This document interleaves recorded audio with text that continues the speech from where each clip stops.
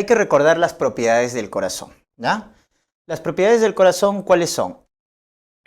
Genera su impulso cardíaco, eso se llama automatismo, porque genera su impulso cardíaco, pero también lo conduce, entonces eso se llama dromotropismo. Entonces, automatismo es porque genera su propio impulso cardíaco. Dromotropismo porque tiene un sistema de conducción, conduce su impulso.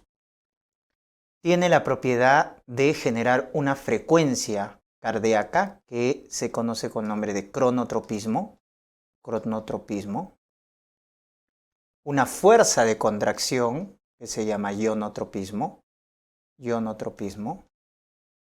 se contrae, y también tiene una relajación que se llama lusotropismo. Y también tiene la capacidad de excitarse, así como las neuronas, el músculo cardíaco tiene una capacidad de excitabilidad. Y eso se llama vadmotropismo. Entonces, acuérdense las 6 propiedades del corazón. Automatismo genera el impulso, dromotropismo lo conduce, tiene una frecuencia, cronotropismo, fuerza de contracción, ionotropismo, relajación, lusotropismo y excitabilidad, vadmotropismo. Entonces veamos la parte eléctrica, ¿ya? O sea, el sistema de conducción, de generación y conducción eléctrica. Para eso tenemos nuestro famoso sistema sinusal, que son células especializadas en crear, en originar y en conducir el impulso cardíaco. Y nuestro marcapaso está acá, ¿no? Miren, en el techo de la aurícula derecha está el famoso nodo sinusal, también llamado nodo de Kate y Flack. Este nodo sinusal es nuestro marcapaso primario, recuerden, porque se contrae a un ritmo de 60-80 latidos por minuto. O sea, es su frecuencia de despolarización. Entonces, como es el que tiene mayor frecuencia de despolarización, es por eso que toma el mando de justamente la creación del impulso cardíaco. Porque su ritmo de despolarización es alto, 60-80.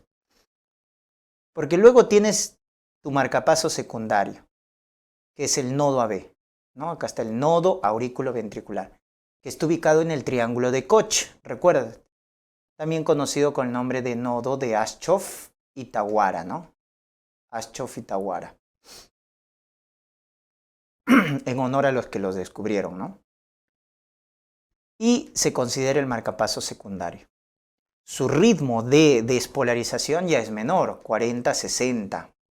Por eso, cuando falla el nodo sinusal, el que toma el mando es el nodo AB.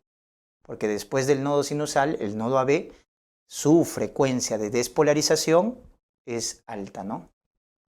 Por eso se llama marcapaso secundario. Y entre los dos tenemos los haces internodales. Estos haces internodales que están viendo acá, miren, ¿no? Haces internodales. Ya vamos a ponerlo así. AMP. ¿Por qué A? Porque hay un haz internodal anterior, uno medio y uno posterior. Son 3 haces internodales. Miren el anterior, ¿no? Va por el techo y va a la aurícula izquierda. O sea, va a llevar el impulso eléctrico de la aurícula derecha a la aurícula izquierda. Por eso se llama el haz de Bachmann. Acuérdense de este haz internodal. Es el haz que lleva el impulso a la aurícula izquierda, el haz de Bachmann. El medio es el haz de Wenckebach. Que doctor, como el fenómeno de Wenckebach que veíamos en el bloqueo auriculoventricular, sí. ¿No? Hay un fenómeno de Wenckebach, recuerden, que ven en el bloqueo auriculoventricular de segundo grado, ¿recuerdan? Segundo grado. Movitsuno, ¿no? Segundo grado, Movitsuno. Fenómeno de Wenckebach, así, ¿no? Así también se llama. Y el posterior es el haz de Torel. ¿Ya? Entonces, Bachmann, Wenckebach, Torel. ¿Cuál es el más importante? El Torel, porque pasa por ahí la mayor cantidad de impulso eléctrico hacia el nodo AB. Recuerden que la gran importancia de las de Bachmann es que lleva al lado izquierdo el impulso, ¿ya? Eso es importante que recuerden. Y luego todo el impulso se concentra en el nodo AB. Y el nodo AB hace una función importante. Hace un retraso fisiológico, un retraso de la conducción. ¿Para qué? Para que primero se contraiga la aurícula y luego los ventrículos. Por eso el nodo AB es el que en el electrocardiograma genera el famoso intervalo PR. Ese intervalo PR que está dentro de la onda P y luego antes del QRS, esa línea es eléctrica que encuentras entre la onda P, en la onda P y el QRS, el intervalo PR, queda representado por este retraso.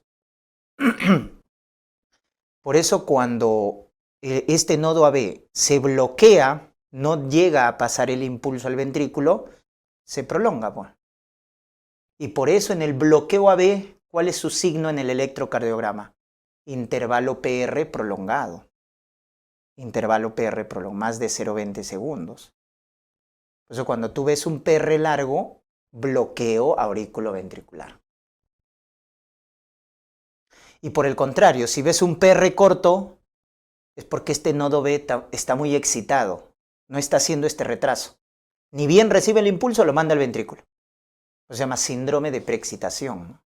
Síndrome de preexcitación, PR corto, ¿no? Y acuérdense del síndrome de Wall-Parkinson-White. Es cosa que van asociando. Luego del nodo AB, ¿quién está? El famoso haz de His, ¿ya? El haz de His.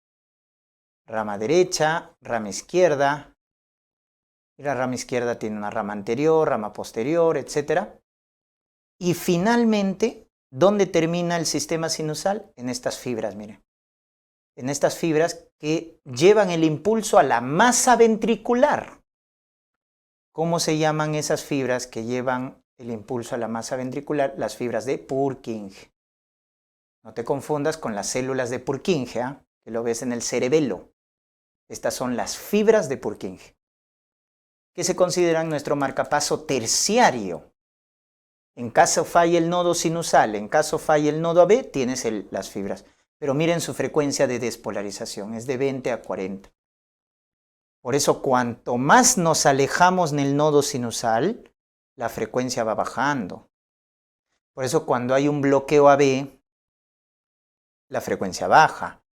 Cuando las fibras de Purkinje toman el control del mando del corazón, la frecuencia está baja, ¿no? Entonces, porque vean la diferencia, ¿no? Y otra característica que te debes acordar de las fibras de Purkinje es que son las que llevan a mayor velocidad la conducción. Son los que tienen la mayor velocidad de conducción. 1 metro por segundo se dice. Entonces, ¿quién es nuestro marcapaso fisiológico? El nodo sinusal. ¿Quién hace el retraso del impulso para que primero se contraiga la aurícula y luego el ventrículo? El nodo AB. ¿Quién es el que tiene la mayor velocidad de conducción y llevan el impulso a la masa ventricular para que luego ésta se contraiga? Las fibras de Purkinje. Acuérdense esas características. Luego es importante revisar lo que viene a ser el potencial de acción. Pero hay dos tipos de potencial de acción en el músculo cardíaco: el potencial de acción rápido y el potencial de acción lento. ¿Quién tiene el potencial de acción rápido? La masa, o sea, los miocitos que trabajan en la contractibilidad. O sea, la masa mecánica, ¿no? O sea, el músculo que se encarga de la contracción son los que tienen el potencial de acción rápido. Entonces, los miocitos auriculares y ventriculares que trabajan en la contracción, en la función mecánica, son los que tienen potencial de acción rápida. En cambio, los que tienen el potencial de acción lento son nuestros marcapasos. El nodo sinusal, el nodo AB, son los que tienen potencial de acción lento. Por eso la mayoría de los miocitos tienen esto, potencial de acción rápida. Y es lo que siempre te grafican, ¿no? Normalmente el potencial de acción rápido que tiene esta forma. donde tiene estas 5 fases. La fase 4 corresponde al potencial de reposo y queda representado por la bomba de sodio y potasio. Recuerda que la bomba de sodio, ¿no es cierto?, te saca 3 sodios y te mete 2 potasios. Eso hace la bomba de sodio y potasio. Te saca 3 sodios, te mete 2 potasios. Por lo tanto, al dejarte más sodio afuera se vuelve positivo y adentro negativo. Eso es lo normal. Ese es el llamado potencial de reposo. Afuera positivo y adentro negativo. ¿Por qué? Porque saca 3 sodios, mete 2 potasios. Entonces, ¿quién forma el potencial de reposo? La bomba de sodio y potasio. Contribuye a formar el potencial de reposo. ¿Qué es lo que ves en la fase 4? Porque luego ya comienza la acción. Luego viene la fase 0. La fase 0 es de la despolarización. Y para que se despolarice, tiene que entrar sodio. Entonces, en la despolarización participa sodio, que entra por canales rápidos. Entonces, acá en la fase 0 se abren canales de sodio rápido. Y cuando se abren sodio, ¿qué pasa con el sodio? El sodio entra, pues. Si tú le das pase abierto, recuerda que el sodio es más abundante en el extracelular. Entonces va de mayor a menor concentración. Entonces al meter bastante sodio, ahora el interior va a estar positivo y afuera negativo. Entonces has invertido la carga, ¿no?, del potencial de reposo. Es ahí donde se inicia entonces el potencial de acción, con la despolarización en la fase 0, que es por la apertura de canales de sodio. Y el sodio entra, ¿no?, por canales rápidos y despolariza. Ahí está invirtiendo la carga. Luego viene la fase 1. En la fase 1 se abren canales de potasio. Y si se abren canales de potasio, chicos, recuerden que el potasio es más abundante en el intra. Entonces, ¿qué va a hacer? Va a salir, pues. Porque el potasio es más abundante en el intracelular. Entonces sale hacia el exterior. Entonces va a volver a lo normal, ¿no? O sea, está queriendo volver al potencial de reposo. Por eso la fase 1 se llama repolarización, pero como está compensando, se llama repolarización precoz. Porque está volviendo a lo normal. Pero solo es un poquito, porque luego viene la fase 2, a la cual se le llama la fase de meseta, donde participa el calcio. Esta es la fase de meseta, la fase 2, donde participa el calcio. Y el calcio es igual que el sodio, es más abundante en el extracelular. Entonces, si abres canales de calcio, el calcio ingresa. ¿Ya, chicos? El calcio ingresa. Entonces, le da la contra a la repolarización, pues, porque al ingresar, nuevamente, adentro positivo y afuera negativo. Nuevamente está invirtiendo. Por eso mientras el potasio va saliendo, el calcio va entrando. Por eso se llama meseta, ¿no? Porque no va a variar, pues, el potencial. Pero miren qué importante es esta fase 2, porque es en esta fase 2, ese calcio poco que ingresa en la fase 2, va a ser muy importante para la contractibilidad cardíaca. Por eso recuerden que la contracción del músculo cardíaco depende del calcio extracelular, a diferencia del músculo esquelético, que depende del calcio intracelular. Miren la diferencia, ¿no? Porque el músculo esquelético y el músculo cardíaco son músculos estriados. Recuerden, la diferencia es que el músculo cardíaco depende del calcio extracelular y el esquelético del calcio intracelular. Entonces es la fase 2 de meseta, muy importante porque ese poco calcio que entra va a ser muy importante en la contracción del miocito cardíaco. Pero luego ya viene la fase 3. En la fase 3 definitivamente ya el potasio va a intervenir porque esta es la llamada repolarización tardía. Y es donde finalmente ya el potasio termina de salir completamente y vuelve a lo normal, ¿no? Afuera positivo y adentro negativo. Esa es la fase 3 de repolarización, ¿ya? Por eso acá hay conceptos básicos que debes recordar. Cuando te digan, ¿qué ion participa en la despolarización? Sodio. Y en la repolarización, potasio. Y en meseta, calcio. Y en el potencial de reposo, la bomba de sodio y potasio. Ya está. Y construye tu gráfico. 4 es el potencial de reposo, 0 se despolariza porque entra sodio, 1, si quieres olvídate, 2 meseta y 3 es la repolarización final. Ese es el potencial de reposo. ¿Ven, chicos? Ya está. Si tú te acuerdas esto, luego vas integrando la información. A ver, yo te hago una pregunta. La despolarización del ventrículo en el EKG está representado por el QRS, ¿verdad? Por el complejo QRS. Entonces, cuando se da el complejo QRS, ¿qué ion está participando ahí? El sodio, pues, porque el QRS representa la despolarización del ventrículo.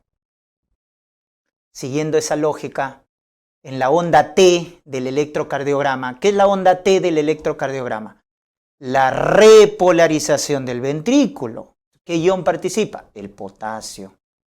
Perfecto. ¿Te das cuenta? Vas integrando ya con lo que vas aprendiendo. Si yo te diría, la miodarona es un antiarrítmico que bloquea los canales de potasio.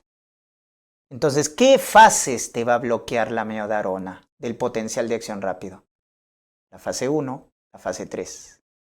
¿Se dan cuenta? La procainamida, la lidocaína, son antiarrítmicos. La flecainida, la propafenona. ¿Qué antiarrítmicos? Que bloquean el canal de sodio.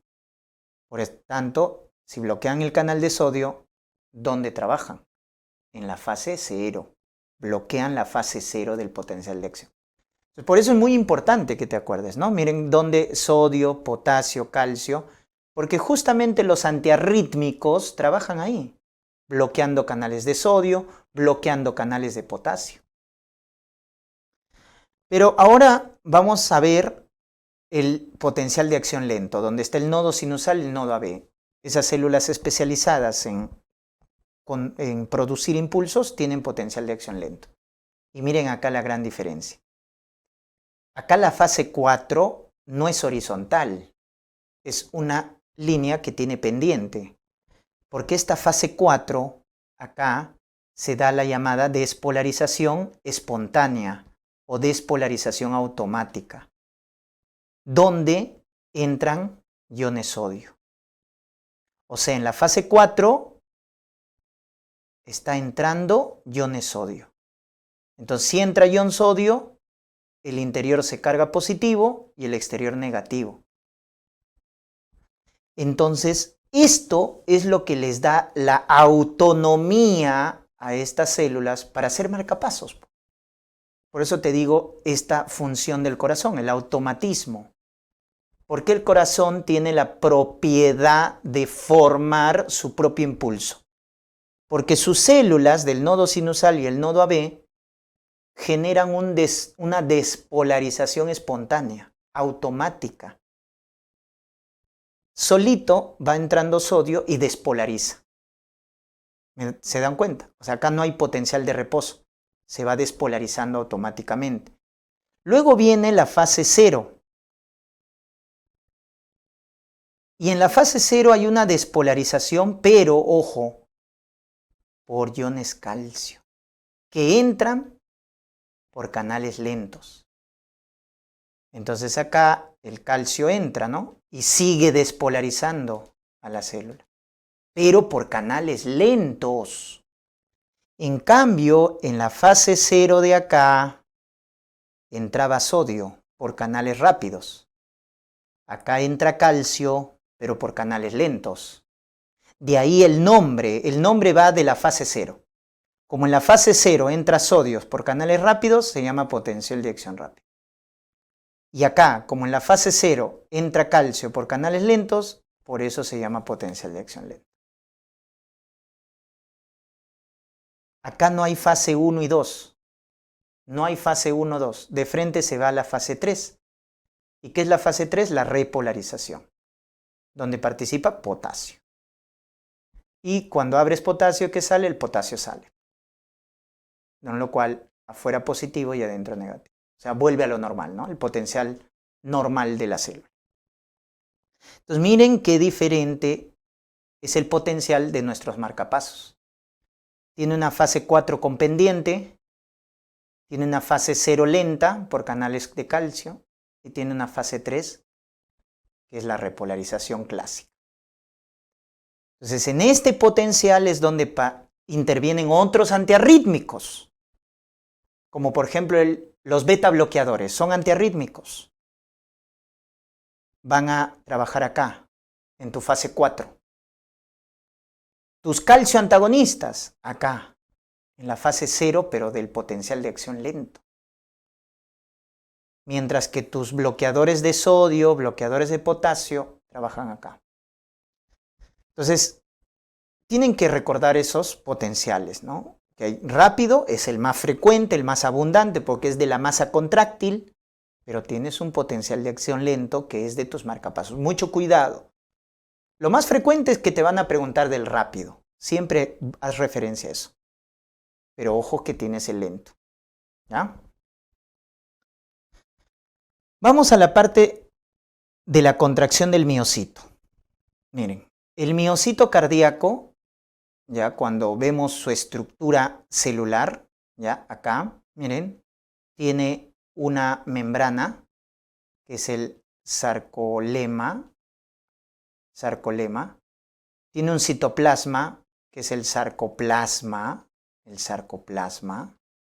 ¿ya? Tiene sus mitocondrias para formar ATP, que son los sarcosomas.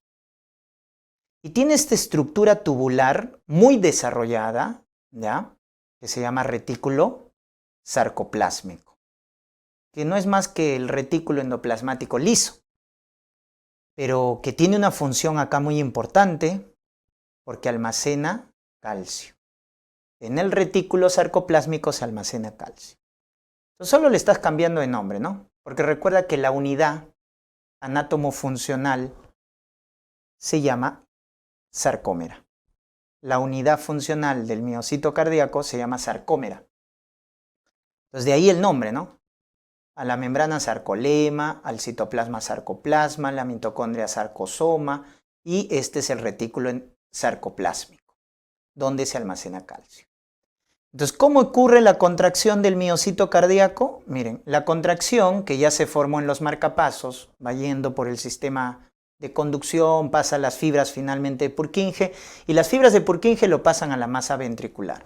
Entonces viene el impulso y va a bajar por esta estructura que se conoce con el nombre de túbulo T. ¿Ya? Túbulo T. Entonces viene el impulso, viaja por el túbulo T y este impulso va a generar una apertura de canales de calcio, voltaje dependientes. Entonces al abrirse estos canales en el túbulo T, ¿qué hace el calcio? Ingresa. El calcio ingresa. Este calcio del extracelular ingresa, que viene de la fase de meseta, ¿te acuerdas? La fase 2, ese calcio extracelular ingresa acá. Y va a activar a este receptor, ese poquito calcio que entra, activa un receptor del retículo sarcoplásmico que se llama receptor de reanodina. Receptor de reanodina, ese R es reanodina, que va a hacer que el retículo sarcoplásmico libere todo ese calcio almacenado. Entonces acá es lo que te quiero hacer recordar de que el músculo cardíaco depende del calcio extracelular. A diferencia del esquelético. El esquelético, todo el calcio para la contracción viene de acá, del retículo sarcoplásmico, o sea, del intracelular. ¿Se dan cuenta? Muy bien. Entonces ese calcio del retículo sarcoplásmico que se libera en gran cantidad, ahora sí, en gran cantidad,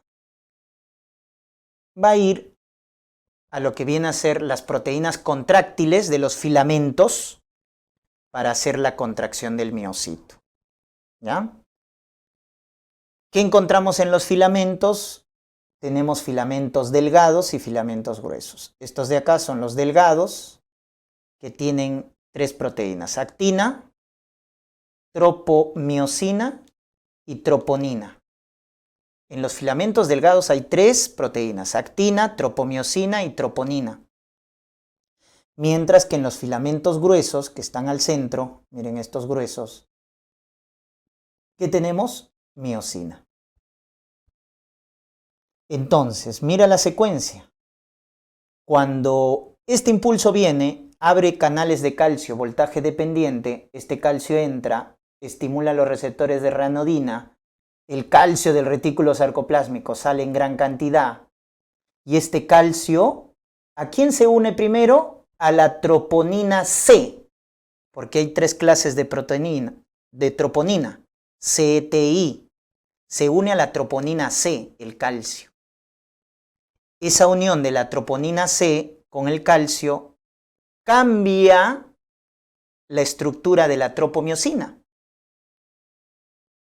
y libera los sitios activos de la actina, de tal manera que ahora la actina puede unirse con la miosina, y si tú juntas a la actina con la miosina, estas interactúan y forman puentes cruzados. Entonces es una secuencia, ¿no? Entonces, la historia es así.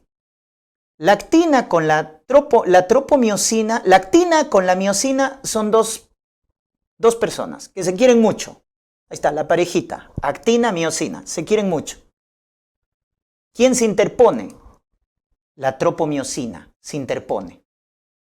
Impide que la actina con la miosina se junten. Entonces, ahí viene la amiga, ¿no? Que le va a ayudar, que viene a ser la troponina. Entonces, el calcio se une a la troponina C, retira la tropomiosina para dejar libre a la actina, los sitios activos, para que interactúe con la miosina. Y esto se entrelaza. ¿Correcto? Es más o menos esa la historia. Entonces quiero que veas este video, mira, que te he traído, para que se pueda entender mejor lo que estoy explicando. ¿Ya? Voy a ver si se puede ampliar esto. Ah, no, pero ya. Mira el video, ¿ah? Mira la historia. De la historia, cómo se produce la contracción del miocito cardíaco. ¿Ya? Entonces, estamos entrando en el corazón, ahí están los miocitos cardíacos, ¿no? Que es músculo estriado cardíaco. Vemos la estructura, vamos a entrar dentro de un miocito, ¿correcto? Ahí está la estructura muscular, ¿no? Pero vamos a ir de frente al miocito cardíaco. Miren, ahí están las mitocondrias, los sarcosomas, porque tienen que producirse bastante ATP, ¿no? Y miren, ahí está el túbulo T, ojo, acá está, miren, el túbulo T, acá están los canales de calcio, voltaje dependiente, y acá está el retículo sarcoplásmico, que almacena gran cantidad de calcio, ¿verdad? Entonces, miren, el impulso viene y lo que va a hacer es abrir los canales de calcio voltaje. Miren, ahí está entrando el calcio extracelular, muy importante en la contracción del corazón. Y ese poquito calcio, ¿viste, verdad? Ese poquito calcio que entró del extra estimula el receptor de ranodina para que libere bastante calcio del retículo sarcoplasma. ¿Correcto? Ahí está. Ese calcio que se liberó en gran cantidad del retículo sarcoplásmico se une a la troponina C, saca la tropomiosina y hace que la actina y la miosina interactúen. Ahí están viendo el ciclo, miren, entra el calcio extracelular en poquita cantidad, pero ese poquito estimula el retículo sarcoplásmico, este libera gran cantidad de calcio y miren lo que pasa con ese calcio liberado en gran cantidad del citoplasma. Y acá vemos a nivel bioquímico, miren, y quiero que reconozcan las estructuras. Lo de amarillo es la actina de los filamentos delgados. Esto de acá, las cuerditas, es la tropomiosina, ¿correcto? La que se interpone, ¿no? Entre la actina y la miosina. Estos globulares son las troponinas. Y lo que estás viendo arriba es la miosina, que tiene unas cabecitas, unos brazos, que son los que van a interactuar con la actina. Entonces mira la historia, ¿no? El calcio liberado del retículo sarcoplásmico, ¿a quién se unía? Ahí está la troponina C, mira. La troponina C, al unirse al calcio, cambia la estructura conformacional de la tropomiosina. Mira, mira, mira cómo la cambia. ¿Se dan cuenta? Y al cambiarla, deja libre los sitios activos de la actina con la miosina. Entonces, al liberar los sitios activos de la actina, ahora sí la actina puede unirse a la cabeza de las miosinas. Y la cabeza de la miosina que estás viendo acá tiene función ATPasa. Entonces va a romper el ATP y esa energía química la va a convertir en energía mecánica. Entonces rompe el enlace de ATP, miren, la cabeza de miosina y hace ese arrastre. Porque está convirtiendo la energía química en energía mecánica. Nos forman los puentes cruzados. Entonces ya ahí tú de manera macroscópica vas a ver eso, ¿no? Cómo los filamentos delgados se deslizan sobre los gruesos. Porque la cabeza de las miosinas hacen ese arrastre, efecto de remo o cremallera, como quieras llamarlo. Y de esa manera se da la contracción del miocito cardíaco. ¿Se dan cuenta? Ahora, lo que has visto al final es la unidad anátomo-funcional, que es el sarcómera, que está delimitado por dos líneas Z, mira. Estas son las dos líneas Z, y en el interior, ese es el sarcómera, delimitado por las dos líneas Z, y en el interior ves los filamentos. Miren, estos son los filamentos gruesos, que estoy pintando de rojo, ¿ya? Son los filamentos gruesos, que están hechos de miosina, y esto que voy a pintar de verde son los filamentos delgados, miren. Los que están de línea, ¿no? Filamentos delgados, que están compuestos ¿de qué? De actina, tropomiosina y troponina. Acuérdate que la troponina que se une al calcio es la troponina C. Ahí está. Y este es el sarcómera cuando está relajado. Y cuando está relajado, tiene esta zona, mire. Tiene la llamada banda A, tiene la llamada banda H al centro y tiene la llamada a la parte lateral ya, la banda I, ¿correcto? La banda I. ¿Qué es eso? Mira, en la banda H, si tú hicieras un corte transversal, como es lo que está al centro, solo encontrarías filamentos gruesos de miosina. Es la banda H. Si haces un corte transversal en la banda A, ¿qué vas a encontrar? Mira, la banda A coge los filamentos gruesos y parte de los delgados. O sea, que vas a encontrar filamentos gruesos, pero también vas a encontrar filamentos delgados. Esa es la banda A. Y la banda I, solo encuentras filamentos delgados. Esa es la diferencia. Entonces forman tres zonas o bandas, la H, la A y la I. Pero cuando se da todo ese proceso bioquímico que hemos visto, que el calcio se une a la troponina C, la tropomiosina se retira, la actina y la miosina interactúan, la cabeza de miosina arrastra a la actina, el sarcómero se contrae, pues. Y al contraerse, mira el efecto. ¿Quién desaparece?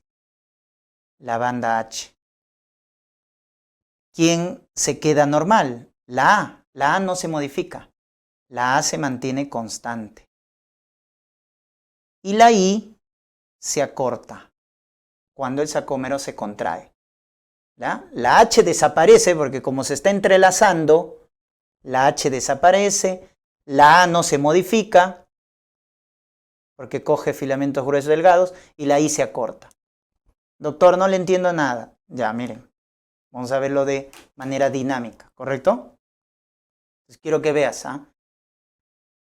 Miren acá, ahí está. El centro, zona H, donde solo hay filamentos gruesos, ¿ya? De miosina. La banda A agarra ambos, gruesos y delgados. Y lo que está afuera, que es la banda I, solo filamentos delgados de actina. ¿Se dan cuenta? Esa es la estructura del sarcómero relajado. Ya está. Entonces, ¿qué pasa cuando hay contracción? Cuando hay contracción del sarcómero, mira cómo se arrastra, porque las cabezas de miosina arrastran a la actina. Entonces, ¿qué va a pasar? Mira, ahí lo estás viendo, cómo se está acortando el diámetro del sarcómero. Y ese es el sarcómero totalmente contraído. Entonces, ¿qué vas a ver acá? La H desapareció. La zona H desaparece. La A no se modifica, porque estaba ahí, constante. Y la I se acorta. Eso es lo que pasa en la contracción de un sarcómero en el miocito cardíaco. ¿Correcto? La zona H desaparece, la banda A constante y la banda I se contrae. ¿Ya?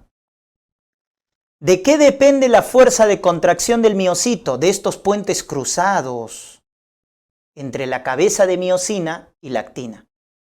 Cuanto más puentes cruzados, la fuerza de contracción va a ser mayor. ¿Correcto?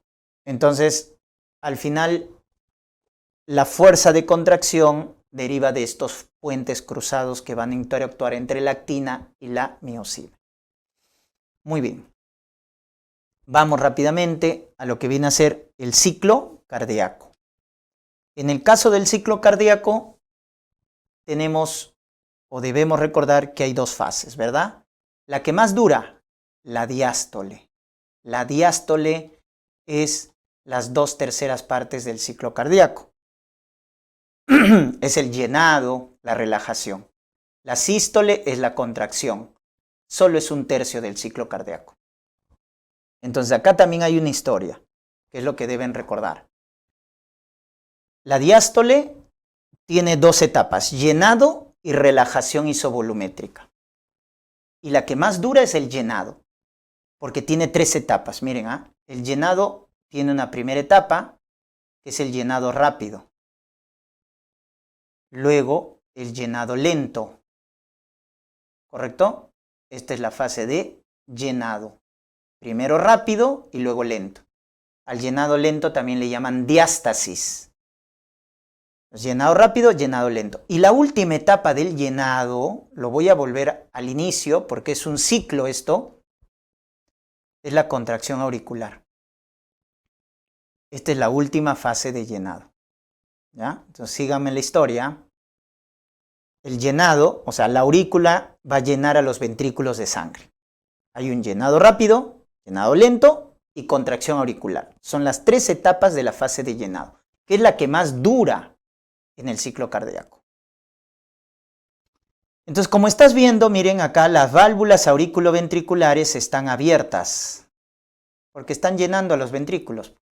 Entonces, la fase de llenado inicia cuando la mitral, la tricúspide se abren. Ahí inicia la fase de llenado. Entonces, como la aurícula está lleno de sangre, primero llena rápido pues al ventrículo. Luego va bajando la velocidad y al final ya el último impulso es la contracción auricular. ¿No? Por eso se dice que el llenado rápido es 70%, el lento es 10% y la contracción auricular contribuye al 20% del llenado. ¿Estamos? Muy bien. Una vez que el ventrículo se ha llenado completamente de sangre, ¿no es cierto? Ahí estamos. ¿Qué va a pasar? Ahora viene una etapa en la cual, miren, el ventrículo al estar lleno de sangre quiere regresar a la aurícula la sangre, pero no puede, porque las válvulas auriculoventriculares se van a cerrar. De lo que estaban abiertas, ¿no? Para llenar al ventrículo, se cierran. ¿Para qué? Para que la sangre del ventrículo izquierdo no regrese a las aurículas, sino se vaya a las arterias, a la aorta en el lado izquierdo y a la arteria pulmonar en el lado derecho.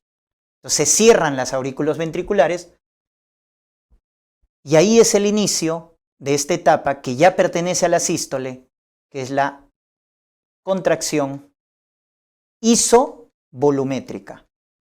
¿Por qué se llama así iso? Porque no cambia el volumen, no entra ni sale sangre, porque todas las válvulas están cerradas.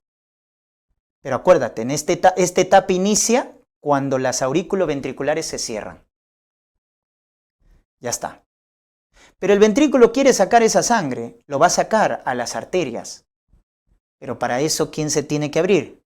Se tienen que abrir las sigmoideas. Entonces las válvulas sigmoideas van a abrirse. Y cuando se abren las sigmoideas, o sea, la válvula aórtica, la pulmonar, entonces ahí viene la otra etapa de la sístole, que es la eyección. Eyección. Miren, ahí está sacando la sangre. El ventrículo izquierdo le da sangre a la aorta o a la pulmonar. Esa es la fase de eyección. Para eso el ventrículo se contrae. Entonces, ¿cuándo se inicia la fase de eyección? Cuando las válvulas sigmoideas o semilunares se abren. Pero llega un momento en que la aorta y la arteria pulmonar tienen bastante sangre. Entonces quieren regresarlo al ventrículo, pero no van a poder. ¿Por qué no van a poder? Porque ahora las sigmoideas o semilunares se van a cerrar. Para que la sangre no regrese, pues, y se vaya hacia adelante. Entonces ahí inicia una etapa de la diástole, que es la llamada relajación isovolumétrica. Siempre que escuches la palabra isovolumétrica, no entra ni sale sangre, todas las válvulas están cerradas. Pero ¿cuándo inicia la relajación isovolumétrica? Cuando las sigmoideas se cierran. ¿Cuándo inicia la contracción isovolumétrica? Cuando las aurículo-ventriculares se cierran. Entonces ahí tienes el famoso ciclo cardíaco. ¿Por qué? Porque primero el ventrículo se llena, rápido, lento, y luego con la contracción auricular ayudo a llenar al ventrículo.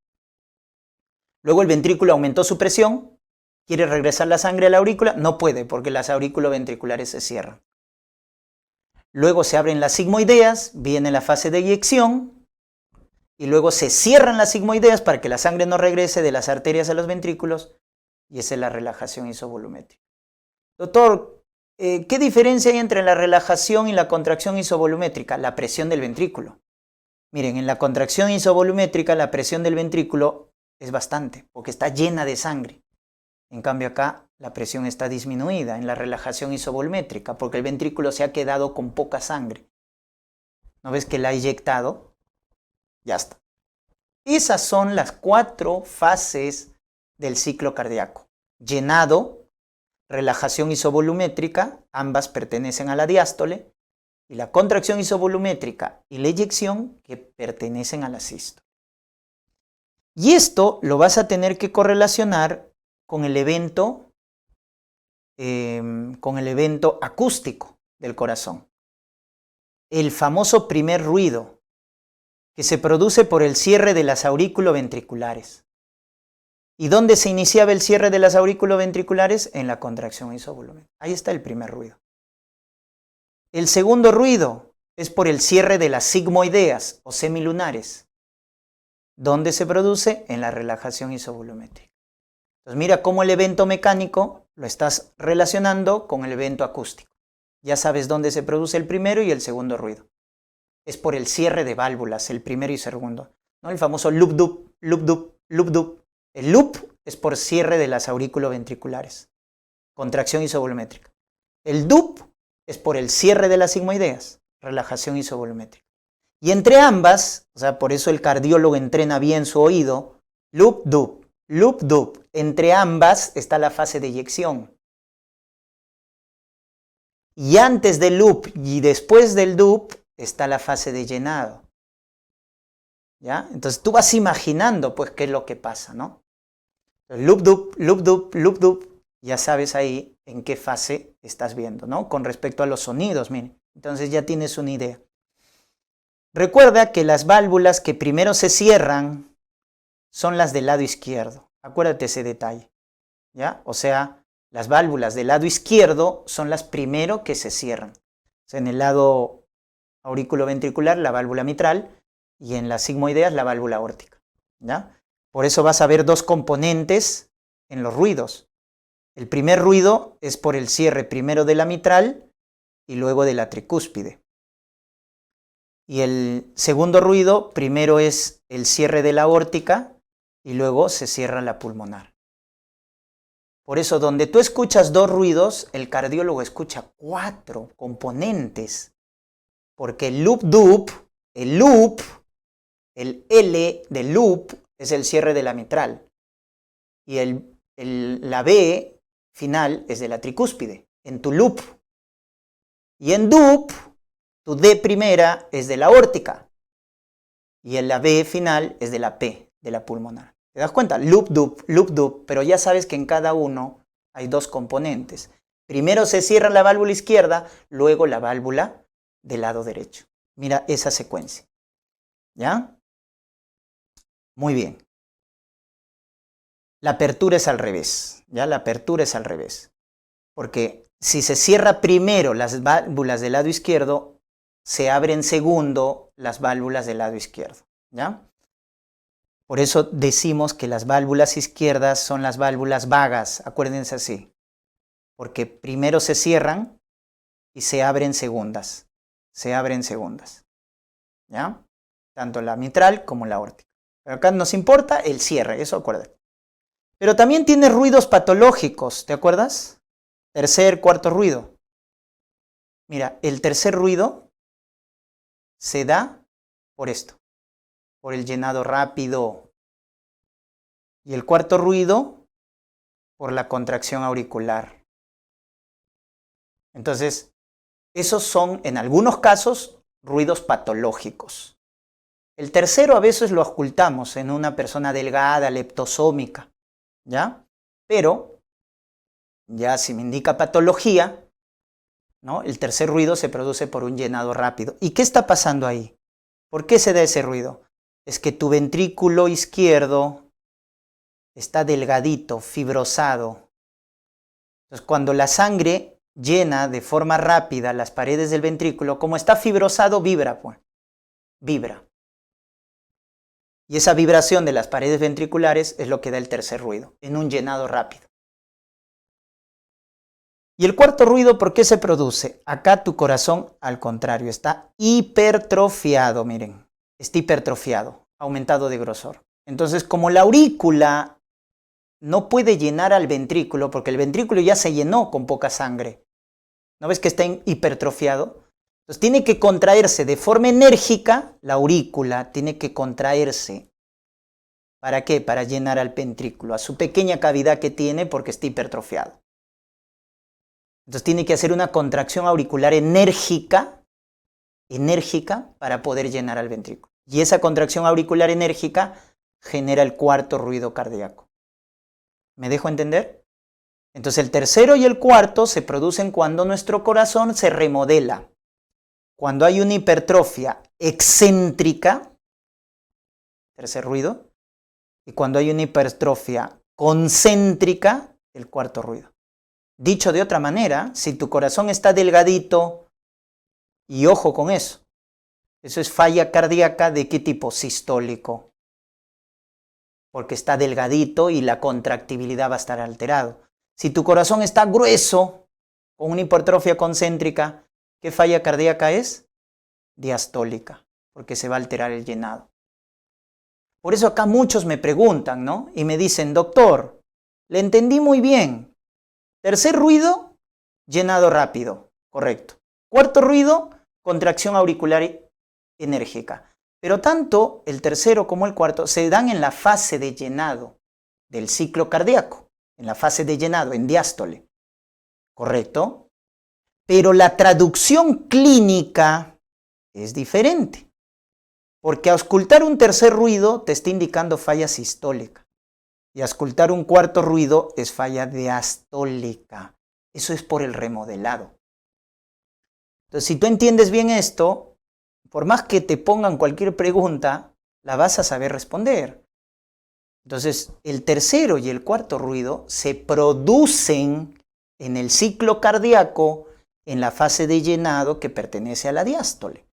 Porque el tercer ruido es en llenado rápido y el cuarto ruido es en llenado por contracción auricular enérgica. Pero la traducción clínica es diferente, pues. Auscultar un tercer ruido, o sea, loop-dup, ruido. Loop-dup, ruido. Porque mira que el tercer ruido está pegadito al segundo. Loop-dup, ruido. Esa es falla sistólica, cuando escuchas un tercer ruido. Pero si tú antes del loop-dub, pum, loop-dub, pum, loop-dub, pum, loop-dub, ese es un cuarto ruido. Eso es, en este caso, el cuarto ruido, por la contracción auricular enérgica, que traduce un corazón engrosado y es falla diastólica. Entonces, una cosa es la traducción clínica y otra cosa es dónde se produce fisiológicamente. Por eso me dicen, doctor, no entiendo, si el tercero y el cuarto se dan en la diástole, en fase llenado, ¿por qué traducen diferente? Porque te estoy explicando, el remodelado es diferente. Entonces, una cosa es la traducción clínica, lo que representa, y otra cosa es dónde se producen con respecto al ciclo cardíaco. Espero que se haya comprendido. ¿Ya? Por eso cuando tú escuchas loop-dub, ¿no? Cuando escuchas eso, ¿cómo se llama? Ritmo de galope, ¿no? Cuando escuchas un tercero o un cuarto ruido. ¿Ya? Por eso acá tienes el primer ruido, el segundo ruido, después del segundo tercero, antes del primero el cuarto. ¿No? Entonces por eso tienes acá así de esta manera, ¿no? Tienes tu primer ruido, tu segundo ruido. Acá de nuevo está tu primer ruido. Y acá de nuevo tu segundo ruido. ¿Correcto? Miren, ¿ah? Así, ¿no? Primer ruido, segundo ruido. Primer ruido, segundo ruido. Entre el primero y segundo ruido está tu sístole. Y entre tu primero y segundo ruido, tu sístole. Y entre tu segundo y el siguiente primer ruido está tu diástole. Es lo que dura más, la diástole. ¿No? Porque hemos dicho, loop-dub, al centro está la eyección, que es sístole, y a los costados la diástole. Ahí está. Entonces, mira, entre el primero y el segundo ruido está tu sístole. Y entre tu segundo y el siguiente primer ruido, tu diástole. Entonces, ¿dónde entra tu tercer ruido? Acá. Al inicio de la diástole. ¿Y dónde entra tu cuarto ruido? Acá. Pegado al primer ruido, antes del primer ruido. ¿Se dan cuenta? Entonces, si lo vemos de esa manera, miren, tercero y el cuarto se producen en la diástole. Solo que el tercer ruido es al inicio de la diástole, como lo estás viendo acá, llenado rápido. Y el cuarto ruido es al final de la diástole, porque es la última etapa del llenado, que es la contracción. ¿No? Por eso también vas a escuchar que al tercer ruido le llaman el ruido protodiastólico, porque está al inicio. Y el cuarto le llaman telediastólico, porque está al final. Pero ya sabes que traducen clínicamente a falla cardíaca, que es un criterio mayor, recuerden, de insuficiencia cardíaca, el ritmo de galope, según los criterios de Framingham. Entonces ahí está, chicos, hemos correlacionado el evento mecánico con el evento acústico. Tienen que acordarse. Y un dato importante acá es que recuerden que en esta fase de eyección, que pertenece a la sístole, ese volumen que se expulsa del ventrículo izquierdo a la aorta se llama volumen sistólico, que mide 70 mililitros. O sea, ¿qué es el volumen sistólico de eyección? Es el volumen que sale del ventrículo izquierdo a la aorta. Pero, ¿cómo se llama el volumen de llenado total del ventrículo izquierdo? Se llama volumen telediastólico. O sea, volumen tele al final de la diástole, cuando ya se llenó el ventrículo. ¿Con cuánto se llena de sangre el ventrículo? 120 mililitros. Si tú divides esto, obtienes la famosa fracción de eyección. ¿Qué es la fracción de eyección? Es el volumen sistólico sobre el volumen telediastólico. O sea, es el volumen que expulsas sobre el volumen de llenado total del ventrículo. Esa es la fracción de eyección, cuyo valor normal debe ser más del 50%. Claro, pues 70 es más del 50% de 120. ¿Cuánto es el 50% de 120? 60. Normalmente el corazón expulsa 70. Por eso la fracción de eyección siempre debe ser más del 50%. ¿Y qué te evalúa? La función sistólica del corazón. ¿Con qué se mide? Con ecocardiograma. Es la prueba no invasiva que te mide la fracción de eyección. Por eso es un estudio que te va a confirmar el paciente con falla cardíaca. Porque el paciente con falla cardíaca sistólica, que es la más frecuente, es cuando su fracción de eyección está baja. ¿Ya? Muy bien, entonces eso tienes que correlacionar. Ojo, y si lo quieres correlacionar con el evento eléctrico, entonces acá nomás colocamos el evento eléctrico, miren, Ya saben que la diástole es lo que dura más, porque el corazón se nutre en diástole. Entonces el corazón te dice, pues oye, por mí vas a vivir, toda tu vida me voy a estar contrayendo, al menos aliméntame bien, ¿no? Por eso la diástole es lo que dura más en el ciclo cardíaco. ¿Y cómo se representa esto con el evento eléctrico en el electrocardiograma? Entonces mira, onda P, esta es la onda P. Y luego viene la contracción auricular. La contracción isovolumétrica se correlaciona con el complejo QRS. QRS. Y luego viene la contracción del ventrículo, ¿verdad? Que es la fase de eyección, cuando ya el ventrículo se contrae. Y luego viene la onda T, que es la relajación o despolarización del ventrículo. Mira, el EKG con relacionado al ciclo cardíaco queda de esa manera. Tú tienes la onda P, que es cuando la aurícula se despolariza. Una vez que se despolariza, ¿qué viene? La contracción, pues. Por eso esto, acá viene la contracción auricular, en el segmento PR, ¿no? Acá se contrae la aurícula. Acá se despolariza y acá se contrae. Por eso esta línea se correlaciona con la contracción auricular, que es la última etapa del llenado. El complejo QRS es la despolarización del ventrículo. Eso se correlaciona con la contracción isovolumétrica. Una vez que se ha despolarizado, se contrae el ventrículo. Ese es en la fase de eyección. Por eso el segmento ST, ¿te acuerdas de esta línea? Es el segmento ST. Es el que se altera en la cardiopatía isquémica. Porque cuando hay un infarto agudo de miocardio, se altera la contracción. Pues. Por eso lo vas a ver la lesión en el segmento ST. ¿Te das cuenta? Y luego tienes la onda T, que es la repolarización ventricular, que se relaciona con la relajación isovolumétrica. Ahí tienes relacionado, mira. El segmento PR con la contracción auricular, el complejo QRS con la contracción isovolumétrica, el segmento ST con la eyección, que es donde el ventrículo se contrae, y la onda T con la relajación isovolumétrica. Entonces ahí tienes relacionado el evento eléctrico con el mecánico y con el acústico. Acá tranquilamente te puedo preguntar, ¿el complejo QRS con qué se relaciona? ¿Con el primero, segundo, tercero o cuarto ruido? Ah, este se relaciona con la contracción isovolumétrica y por lo tanto se relaciona con el primer ruido. La onda T con la relajación isovolumétrica y por lo tanto con el segundo ruido. Hasta eso te puedo preguntar. ¿Te das cuenta? Pues ya sabes, pues, de manera integral. Y si vamos más profundo con los iones, pues, lo que hemos estudiado en el potencial de acción, el complejo QRS es la despolarización del ventrículo, masa contráctil, sodio. ¿Qué fase? Fase 0. La onda T, repolarización del ventrículo, potasio. ¿Qué fase? 3. Y el segmento ST, ¿con quién se relaciona? Entre 0 y 3, ¿quién estaba? El 1, que no importaba, y la fase 2 de meseta, ¿dónde entraba quién? Calcio. ¿Y ese calcio que entra para qué es? Para la contracción. Y en el ciclo cardíaco, ¿qué es eso? La eyección. Y es ahí donde calculamos la fracción de eyección. ¿Se dan cuenta? Y acá ya tienes correlacionado todo, pues. Mira, sodio, QRS, contracción isovolumétrica, primer ruido.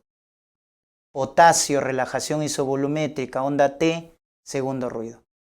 Y el segmento ST, que se correlaciona con la fase 2 de meseta, donde entra calcio, se correlaciona con la eyección. Por eso, también acá acuérdate, mira, la onda T es la casita del potasio. Por eso cuando hay hipercalemia, ¿qué pasa? La onda T se vuelve alta y picuda. Y cuando hay hipocalemia, la onda T se aplana. Y muchas cosas podemos sacar. Pero si ustedes integran bien eso, van a poder conocer muy bien las patologías. ¿Ya?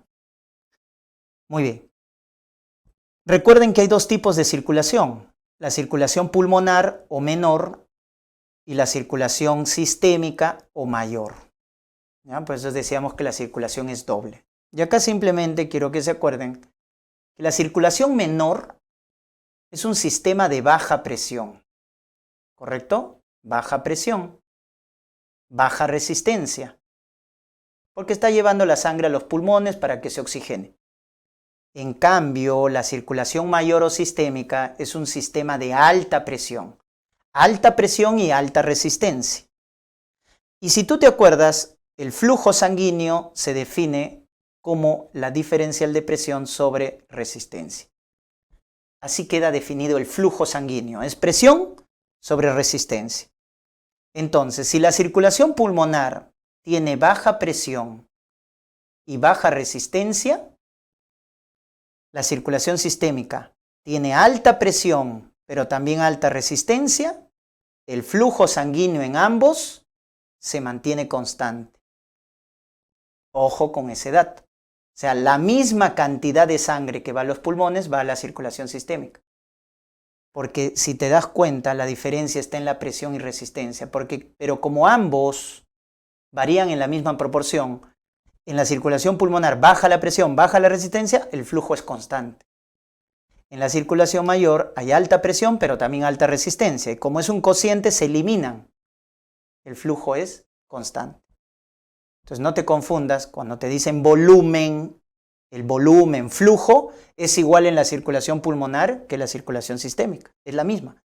Lo que diferencia es la presión y la resistencia. En la pulmonar es de alta presión en la pulmonar es de baja presión y baja resistencia, y en la sistémica es de alta presión y resistencia. ¿Quién es el órgano que consume más volumen? Si te dicen así, en general, el órgano que te consume más volumen es, en este caso, ¿no? El que te consume más volumen es el hígado, no está acá, ¿ya?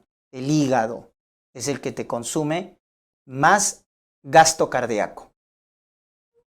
Pero el órgano que te consume más volumen por gramo de tejido es el riñón. Es el que te consume más gasto cardíaco, pero por gramo de tejido. Y a veces ahí se confunde. Entonces, el que te consume más gasto es el hígado, pero el que te consume más gasto por gramo de tejido es el riñón. El que te consume más oxígeno es el músculo esquelético, pero el que te consume más oxígeno por gramo de tejido es el corazón, es el miocardio. ¿Estamos? Eso es diferente. Una cosa es volumen y otra cosa volumen sobre gramo de tejido. Y lo mismo se aplica para el oxígeno. Miren acá lo que viene a ser entonces el gasto cardíaco. Ojo, el gasto cardíaco es igual a la frecuencia cardíaca por el volumen sistólico. Ese es el gasto cardíaco. El gasto cardíaco es más o menos 5 litros por minuto. Es el volumen que se expulsa en un minuto, que es multiplicado la frecuencia, que es 70 latidos por minuto, el volumen sistólico, que es 70 mililitros por cada ciclo cardíaco, y cuando tú multiplicas, te sale 4.900. Pero como lo vas a pasar a litros, entonces 4.900 lo divides entre 1.000. Por eso te sale 4.9 a 5 litros por minuto. ¿Ya? Entonces el gasto se produce por la función cardíaca, que es la frecuencia cardíaca, y el volumen sistólico, que es el volumen que se expulsa por cada latido en el corazón, que lo hemos visto en la fase de eyección. Así calculamos el gasto cardíaco, que es el que finalmente va a ser el volumen de flujo que va a nutrir a los órganos. Lo que les mencionaba, el hígado, miren, ¿cuánto se lleva del gasto cardíaco? 25%. Es el que consume más gasto cardíaco. El riñón es 20%, es el que consume más gasto, pero por gramo de tejido. Porque el hígado pesa 1 kilo. El riñón, cada riñón pesa 150 gramos. Entre los dos, 300 gramos. 300 gramos de riñón te consumen 20% del gasto cardíaco. Ese es entonces el órgano que consume más gasto por gramo de tejido. ¿Ya? Pues el flujo sanguíneo renal ya lo puedes calcular acá. Es 20% de 5. O sea, es más o menos 1 litro por minuto. Ese es el flujo sanguíneo renal. Si tú quieres calcular el flujo plasmático renal, es casi la mitad, ¿no es cierto? O un poquito más, porque el plasma es un poquito más. Entonces es 600 mililitros, ya lo pasamos a mililitros por minuto. Flujo plasmático renal. Y de acá sacas la tasa de filtración glomerular, que es la quinta parte, 120 mililitros por minuto. Miren cómo vas deduciendo. El flujo sanguíneo es 1 litro, el flujo plasmático 600, la tasa de filtración es 20% de 600, 120 mililitros. Cuando cae esa tasa de filtración decimos injuria renal. Diferente es al oxígeno, ¿no? El que te consume más oxígeno es el músculo esquelético, pero el corazón es el que te consume más oxígeno por gramo de tejido. Y también acuérdate de este dato, que el cerebro consume 15% del gasto cardíaco. Haciendo analogía al útero a término. Si te preguntan en tu examen cuánto consume un útero a término en una gestante, 15% del gasto cardíaco. Interesante, ¿no? Como el útero a término en una gestante consume el mismo gasto que el cerebro en una persona normal. ¿Ya? Muy bien. Ya está. Esto ya hemos mencionado, que el flujo es diferencial de presión sobre resistencia, ¿no? Así queda determinado el flujo. Y la resistencia depende de estos factores, donde el que más lo va a afectar es el radio del vaso. Cuando se modifica el radio del vaso es donde vamos a tener mayor variación de la resistencia. Por eso cuando hay una vasoconstricción, aumenta bastante la resistencia. Y cuando hay una vasodilatación, disminuye grandemente la resistencia. Porque la resistencia depende de la viscosidad, de la longitud del vaso y del radio. Entonces, ¿cuál es el principal determinante de la resistencia? El radio del vaso. Por eso cuando hay vasoconstricción aumenta bastante la resistencia vascular periférica y cuando hay vasodilatación baja la resistencia. Y mira que la resistencia es inversamente proporcional con el flujo, ¿eh? Si aumenta la resistencia, baja el flujo, porque estamos haciendo vasoconstricción. Si disminuye la resistencia, el flujo aumenta, porque estamos haciendo vasodilatación. ¿Ya? Muy bien. Y con el flujo sanguíneo, con la presión, son directamente proporcional. Con la resistencia es inversa, con la presión es directa. A más presión, más flujo. A menos presión, menos flujo. Y miren las sustancias vasoactivas que se forman a nivel del endotelio, ¿no? El endotelio forma sustancias vasoactivas. Entonces, miren que hay sustancias que contraen y otras que dilatan. Entonces, ¿cuáles son las que hacen vasoconstricción? La angiotensina 2, la endotelina, la injuria del endotelio, hacen vasoconstricción. El tromboxano, que se forma en las plaquetas, el factor de crecimiento, el factor, en este caso, la prostaglandina F, hacen vasoconstricción. Contraen el músculo liso, porque estas sustancias aumentan el calcio en el músculo liso. El calcio se une con la calmodulina. Mira en el músculo liso cómo es diferente, ¿eh? Mientras que en el corazón el calcio se unía a la troponina C, en el músculo liso de los vasos, músculo liso, el calcio se une a la calmodulina. Y ahí luego interactúa la actina y la miosina y se da la contracción del músculo liso. ¿Quiénes hacen vasoconstricción? La angiotensina 2, la endotelina, el tromboxano A2, la prostaglandina F. En cambio, ¿quiénes hacen vasodilatación? Los que hacen vasodilatación es el óxido nítrico, cuyo segundo mensajero es el GMP cíclico, y lo que hace es bajar la concentración de calcio en el músculo liso. Entonces no hay contracción, el músculo se relaja y hace vasodilatación. Entonces el óxido nítrico, que trabaja con el GMP cíclico, hace vasodilatación. Entonces el óxido nítrico, muy importante, que se estimula, el óxido nítrico producido en el endotelio se estimula por estas sustancias. La sustancia P, la bradicinina, las endotoxinas bacterianas, la trombina o fuerzas de cizallamiento. Miren que esos factores estimulan la producción de óxido nítrico. Acuérdate sobre todo de la bradicinina. La bradicinina, las endotoxinas bacterianas en el shock séptico. Por eso en la sepsis hay una vasodilatación generalizada. Porque en la sepsis Esas endotoxinas bacterianas estimulan la producción de óxido nítrico. La prostaglandina E, la prostaglandina I2, también llamada prostaciclina, el factor derivado del endotelio, también son buenos vasodilatadores. Prostaglandina E, prostaglandina I2, también llamada prostaciclina. Entonces miren ahí las sustancias vasoactivas en el endotelio, ¿no? ¿Quiénes hacen vasoconstricción? ¿Quiénes hacen vasodilatación? Eso no te puedes equivocar. Si dicen angiotensina 2, endotelina, tromboxano A2, prostaglandina F2, hacen vasoconstricción. Todos los demás, vasodilatación, sobre todo el óxido nítrico, la prostaciclina, la bradicinina, hacen vasodilatación. Luego tenemos acá un sistema muy importante que es el sistema de renina-angiotensina-aldosterona, ¿ya? Muy importante para la regulación de la presión arterial. Pero este regula la presión a largo plazo, chicos, a largo plazo. Tenemos otro sistema que es el sistema de los vasoreceptores que regula la presión a corto plazo, ¿ya? Recuerden que la presión arterial está delimitada por el gasto cardíaco, por la resistencia vascular periférica. Esa es la presión arterial. Entonces, la presión arterial es gasto por resistencia.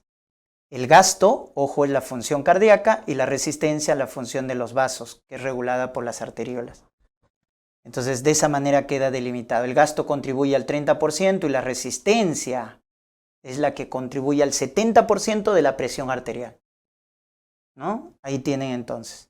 Tu presión sistólica que vale a 120, tu presión diastólica que vale 80, ¿no es cierto? Entonces, ¿cómo se regula la presión arterial? Al corto plazo por los vasoreceptores, donde tenemos los famosos senos. El seno aórtico, ahí está, seno aórtico, que está en el callado, y el seno carotidio. El seno carotidio. Miren, el seno aórtico manda la información de la presión cuando está elevada a través del vago décimo par craneal y el seno carotidio a través del glosofaringio, el noveno par. Entonces miren, cuando yo estimulo el seno aórtico, entonces el vago le manda la información. ¿A dónde? Al bulbo cardíaco, que es el centro vasomotor. Al bulbo cardíaco, es el centro vasomotor, ¿ya? Entonces, el bulbo recibe la información del vago y recibe la información del glosofaringio, el bulbo cardíaco.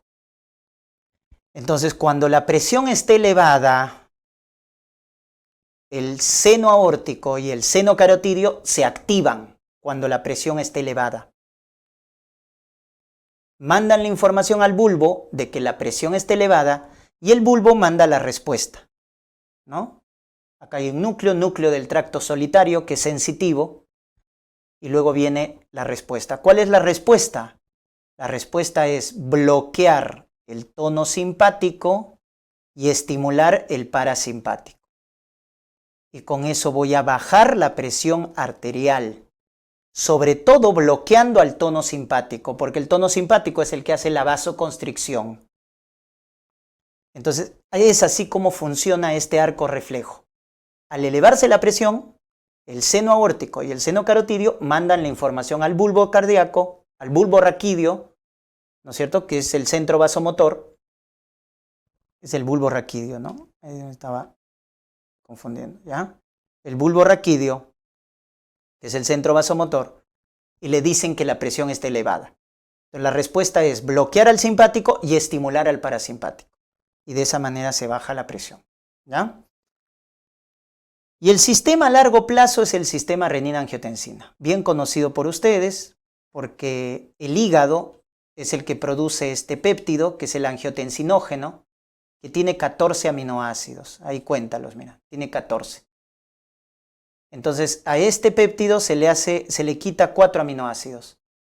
¿Y quién hace eso? Esta enzima, la renina, que es producida por las células yuxtaglomerulares del riñón, que están acá, mira, relacionados a la arteriola aferente. Y hay estímulos para producir renina. O sea, ¿cuándo se estimulan las células yuxtaglomerulares para producir renina? El principal estímulo es la hipoperfusión renal. O sea, cuando le llega menos sangre al riñón. Ahí se estimula la célula yuxtaglomerular para producir renina. El otro estímulo es cuando estimulamos los receptores beta 1. Doctor, ¿que el beta 1 nomás estaba en el corazón? No, también en el riñón. El beta 1 está en el corazón y en el riñón. Ojo. Y tercero, cuando estimulamos la mácula densa, que está acá, ¿no? Relacionado al túbulo contorneado distal. Entonces, cuando tenemos estos tres estímulos, cualquiera de los tres, pero este es el más importante, hipoperfusión renal, o estimulamos a los receptores beta 1 del riñón, o a la mácula densa que está en el túbulo contorneado distal, que está acá, cualquiera de estos estímulos hace que la célula yuxtaglomerular produzca renina. La renina rompe al angiotensinógeno, de lo que tenía 14 aminoácidos, ahora tiene 10, y se llama angiotensina 1. Y luego la angiotensina 1 es convertida por la ECA producida del endotelio en angiotensina 2. Para eso le corta 2 aminoácidos. Por eso la angiotensina 2, que es el metabolito finalmente activo, es un octapéptido, porque tiene 8 aminoácidos. Es un octapéptido. Y la angiotensina 2 va a tener varias funciones. Una de ellas es su efecto vasopresor, o sea, hace vasoconstricción, ya lo hemos dicho, es un potente vasoconstrictor. Eso es efecto a corto plazo. Luego, a largo plazo, estimula la formación de aldosterona por la corteza suprarrenal, estimula, por lo tanto, la reabsorción de sodio y agua, aumentando la volemia y finalmente aumentando la presión arterial. Para eso sirve el sistema renina-angiotensina-aldosterona, para aumentar la presión arterial. Por eso cuando un paciente es tipo volémico, chocado, se activa este sistema renina para levantar la presión. ¿Ya? Se activa este renina. O cuando hay una estenosis de la arteria renal. ¿Te acuerdas de la hipertensión renovascular? ¿Por qué el paciente que tiene estenosis de la arteria renal tiene presión elevada? Porque al haber estenosis de la arteria renal, va a haber hipoperfusión renal. Le llega menos sangre al riñón, entonces activa el sistema renina. Se libera más renina, más angiotensina 2, y este tiene un efecto vasoconstrictor, aumenta la aldosterona, aumenta la volemia, aumenta el tono simpático. Tiene varias funciones. Y una función tóxica es que produce fibrosis del corazón. Ojo, la angiotensina 2 es un remodelador cardíaco. Es un remodelador cardíaco. ¿Ya? Acuérdense de eso. Muy bien. Y solo para ya terminar, decirles sobre el COVID-19 y el sistema cardiovascular. Recuerden que este virus que está produciendo la pandemia, que ha producido y sigue produciendo esta crisis sanitaria, el SARS-CoV-2, para que ingrese a la célula e infectar, utiliza este receptor, ¿verdad? El ECA2, que es un aminopéptido. El ECA2, doctor, yo he escuchado solo el ECA1, que es lo que acabamos de estudiar. Esto tú has estudiado, ¿verdad? Angiotensinógeno, renina, angiotensina 1, y la 1 es convertido por la ECA, recuérdate, en angiotensina 2. Y la angiotensina 2 con su receptor AT1, ojo, la angiotensina 2 con su receptor AT1, ¿qué hace? Hace vasoconstricción, aumenta el tono simpático, aumenta la volemia, hace fibrosis cardíaca, es prooxidante, es proinflamatoria, tiene toda esa función. Entonces, tiene que haber un sistema que regule a esta ECA1. Tiene que haber un sistema que lo regule. ¿Quién es ese sistema? La ECA2. La ECA2 es el que regula. ¿Por qué? Porque la ECA2, mira, la ECA2 convierte a la angiotensina 2, ¿correcto? En angiotensina 1,7. también convierte la angiotensina 1 en angiotensina 1,9. ¿Tú te acuerdas que la angiotensina 1, cuántos aminoácidos tenía? 10. La angiotensina 2, ¿cuántos aminoácidos tenía? 8. Entonces, estos metabolitos son convertidos por la ECA2. La angiotensina 1 es convertida en angiotensina 1,9. Y la 2, como tiene 8 aminoácidos, es convertida en angiotensina 1,7. Ahí los tienes. Eso es la ECA2. Convertir la 1 y la 2 en estos metabolitos que a través de su receptor más hacen todo lo contrario de la angiotensina 2. La angiotensina 1,7 hace vasodilatación, baja el tono simpático, baja la volemia, es antifibrótico, es antioxidante, es antiinflamatorio. Por lo tanto, la angiotensina 2 genera injuria tisular y la angiotensina 1,7, que es el producto de la ECA2, produce protección tisular. Entonces debe haber un equilibrio entre la ECA, que produce angiotensina 2, y la ECA2, que produce angiotensina 1,7. Como todo en el organismo, debe haber un equilibrio. Pero cuando nos infectamos por el SARS-CoV-2, se rompe este equilibrio. Porque el SARS-CoV-2 utiliza para ingresar a la ECA2. Entonces, ¿qué es lo que hace? La mantiene ocupada para poder infectar las células. Entonces te produce un desbalance la infección por coronavirus, favoreciendo la acción de la ECA1 y la ECA2 disminuye, porque está ocupada en hacer ingresar el virus a la célula huésped. Entonces, ¿qué va a pasar en la infección por coronavirus? Hay una hiperactividad del sistema renina-angiotensina-aldosterona, y eso es lo que lleva a la injuria en el paciente. Por eso entonces, ¿cuáles son los 4 mecanismos por el que se produce la injuria en la infección por SARS-CoV-2? Una es por la hiperactivación del sistema renina-angiotensina-aldosterona. Otra es una injuria directa es decir, una citotoxicidad directa del virus. Otra es la inflamación más la trombosis, la llamada tromboinflamación, porque activa la hemostasia, generando trombosis, y también genera inflamación. Y alteración de la inmunidad, disregulación del sistema inmunitario. Esos son los 4 sistemas por los cuales se produce el daño a nivel del organismo. Y ya está demostrado que el SARS-CoV-2 no solo produce neumonía, sino una infección multisistémica. Y estos serían los 4 mecanismos más importantes.